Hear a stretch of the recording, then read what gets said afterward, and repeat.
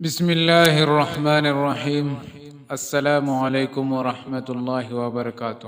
حضرت عبداللہ ابن عباس رضی اللہ عنہ سے روایت ہے کہ رسول اللہ صلی اللہ علیہ وسلم نے فرمایا، 5 آدمیوں کی دعائیں خاص طور پر قبول ہوتی ہے۔ نمبر 1، مظلوم کی دعا جب تک وہ بدلہ نہ لے لے۔ دوسرا، اور حج کرنے والے کی دعا جب تک وہ لوٹ کے اپنے گھر واپس نہ آئے۔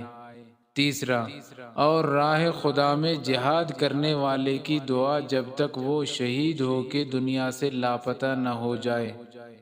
چوتھا، اور بیمار کی دعا جب تک کہ وہ شفا یاب نہ ہو۔ اور پانچواں، ایک بھائی کی دوسرے بھائی کے لیے غائبانہ دعا۔ یہ سب بیان فرمانے کے بعد آپ صلی اللہ علیہ وسلم نے ارشاد فرمایا، اور ان دعاؤں میں سب سے جلدی قبول ہونے والی دعا کسی بھائی کے لیے غائبانہ دعا ہے۔